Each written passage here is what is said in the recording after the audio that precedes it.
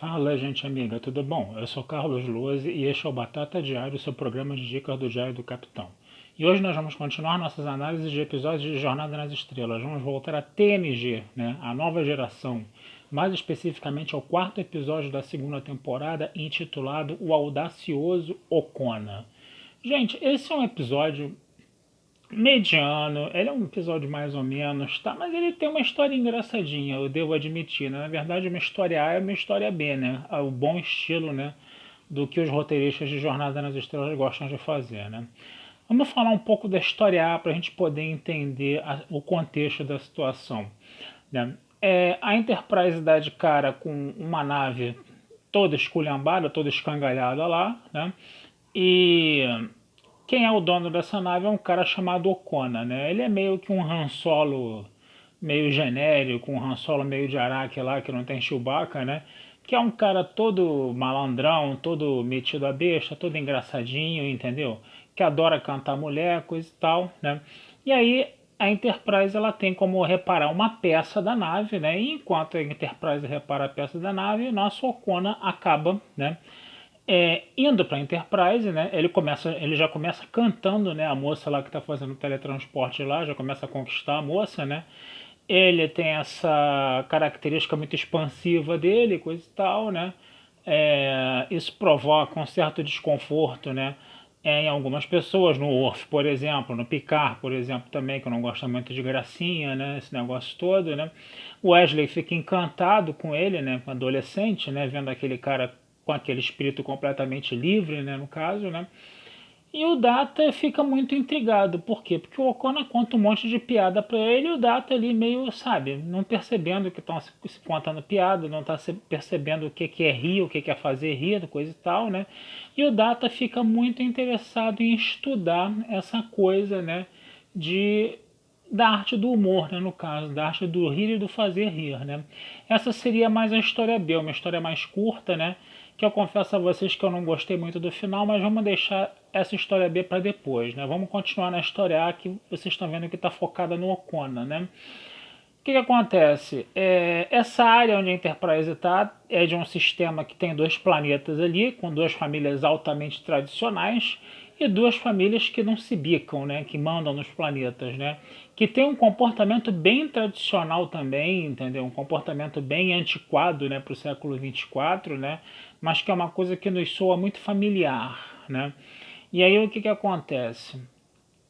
A nave de um planeta, né, tem um líder chamado Deben, e o Deben chega e fala, né, eu quero esse Okona, coisa e tal, porque ele é um tremendo de um criminoso, coisa e tal, se vocês não entregarem o Okona, a gente vai atacar vocês com tudo, coisa e tal. Só que eles não tinham nem phaser, eles tinham laser, e o laser não faz nem cosquinha nos escudos, então eles não eram nenhuma ameaça para a Enterprise, né. Mas o Picard, obviamente, como um sujeito diplomático, né, ele vai tentar resolver o problema, né. Só que o nosso Debin, né, que é o líder, né, desse planeta, desse primeiro planeta, ele diz que ele não deixa bem claro o que crime, né, que o Okona cometeu. E logo depois você tem uma segunda nave, que é o líder de outro planeta, que é o Kushel, que fala também que o Okona é um criminoso e também tem que ser preso, mas também não fala o real motivo, né, do crime que ele cometeu, né. Aí o Picard, né, ressabiado pra caramba, né, ele chama o Okona, né. E aí o Conan, né, não sabe o que está acontecendo, não sabe por que de que crime está sendo acusado, o Conan também esconde o jogo, né. Aí o Picard liga pro primeiro, né, que é o Debin, né, e fala assim, olha só, ou você fala, entendeu, qual é o crime, entendeu, ou, entendeu, não vai ter conversa, porque tá aqui na nave, isso é uma questão minha também, eu preciso saber, né. Aí o que acontece? O Ocon engravidou a filha do tal do Deben lá, né? Então tem que, tipo assim, casar na delegacia, né? Bem, aquela coisa bem tradicional mesmo, né? Como eu falei, de uma sociedade tradicional. E o que aconteceu? O que o Conan fez, né, no planeta do Kushel? Ele roubou uma joia que era muito tradicional, que era um símbolo nacional, coisa e tal, né? E ficou essa situação, né? Os dois querendo o Okona de qualquer jeito, né? Para quem que o Picard entregasse o Okona ia rolar uma guerra, né? Então o Picard chama o Okona para um canto, leva o Okona para o escritório dele, né? Tá uma bateção de boca desgraçada, né? Eles fizeram até uma espécie de videoconferência, parece até um Google Meet, né? Um Zoom da vida, né? Quer dizer, isso em 88, né? Não, nem existia, né? Hoje é uma coisa que existe, né? No caso, né? E aí o que acontece? O nosso Picard vai conversar com o O'Connor no escritório dele e o O'Connor fala assim, olha só, Picard, você não tem responsabilidade sobre nada aqui, entendeu? Você não tem que segurar esse pepino enorme. Eu vou dar um jeito de resolver isso, entendeu? Sabe o que eu vou fazer? Se eu conserto a peça lá, o LaForge está consertando a peça lá. Quando essa peça estiver consertada, sabe o que eu vou fazer? Eu vou entrar na minha nave, vou embora e eles vão atrás de mim, entendeu? Você não entrega para ninguém porque você não tem, sabe, que segurar esse problema, entendeu? Isso não é um problema meu, coisa e tal, entendeu?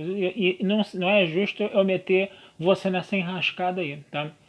O Picard tá bom, né?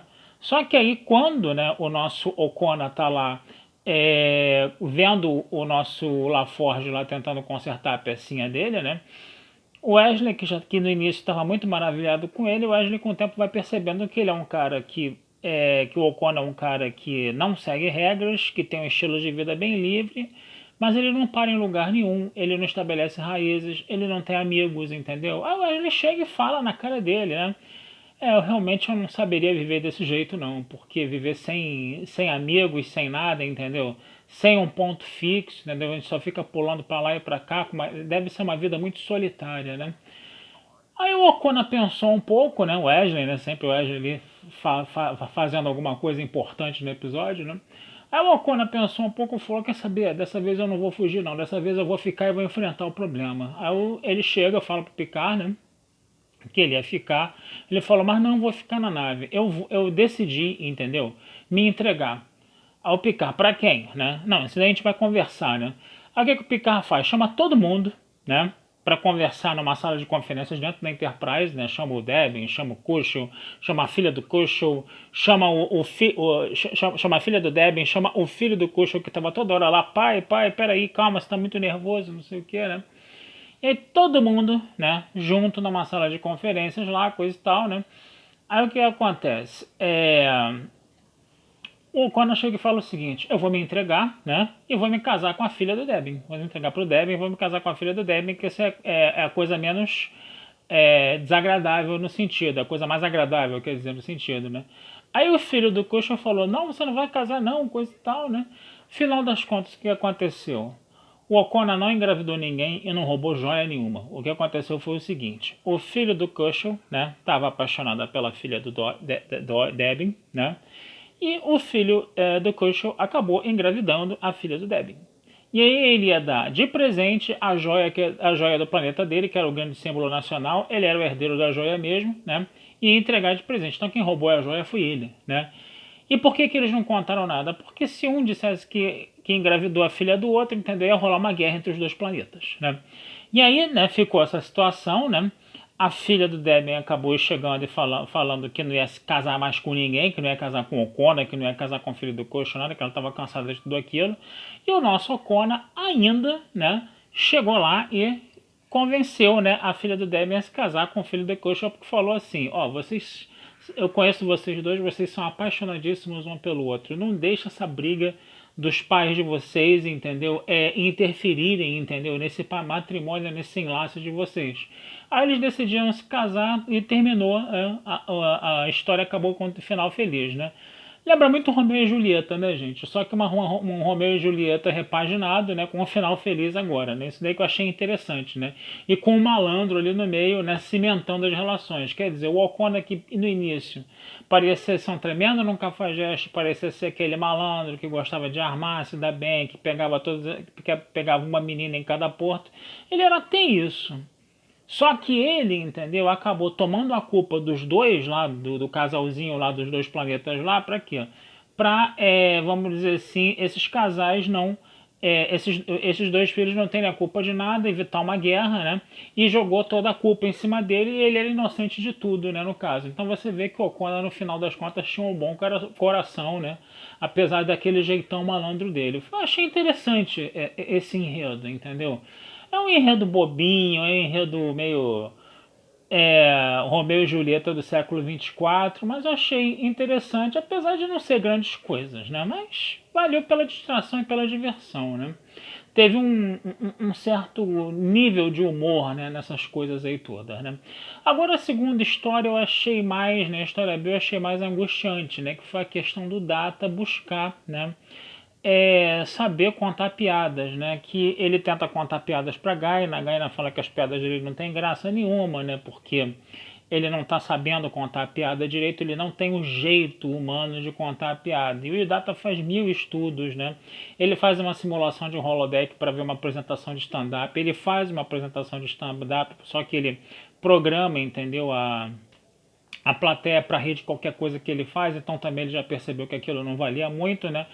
E no final das contas ele acabou ficando um pouco frustrado, né, em não chegar, não alcançar o seu objetivo, o que foi uma coisa que deu uma certa pena, né.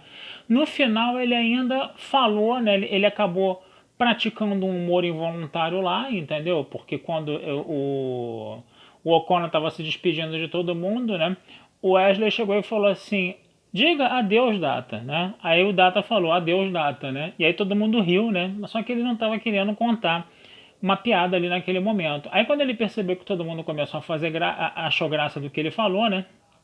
Ele começou a desfilar o repertório dele de piadas, né? E o Picard, esse sim, humano e sem humor nenhum, né? Ele chegou e falou assim: não, engage, pelo amor de Deus, faz alguma coisa para esse androide aí parar de falar essas piadas idiotas aí, entendeu? E aí o que acontece? No final das contas, né, foi uma piada que foi feita com o Data no final do episódio que eu, inclusive, achei de mau gosto, entendeu? Porque quando ele consegue, entendeu? Quando ele consegue fazer graça com alguém, ele fez de uma forma completamente involuntária, né, sem perceber, né? E quando ele começou a querer, viu que tinha agradado e começou a querer contar piadas, né? O Picard dá uma cortada nele, né? O Picard que é o cara mais mal-humorado da nave, né? Pelo menos na primeira temporada, nas primeiras temporadas era, né? Então deu dó do Data, sabe? Eu achei que ficou um negócio, sabe? Não ficou um negócio muito legal com o Data, não. E essa piada de mau gosto pra cima dele no final foi um negócio, sabe? Desagradável, né? Mas é isso, tá, gente? Vou ficando por aqui, desejando vida longa e próspera a todos, tá? Esse texto, como sempre, vai estar lá na Batata Espacial, tá? E não deixem de se inscrever no canal do Diário do Capitão, curtir, compartilhar, né? Comentar, tá? Que essa ajuda de vocês sempre é muito bacana pra gente, tá bom? Abração, fui e até a próxima.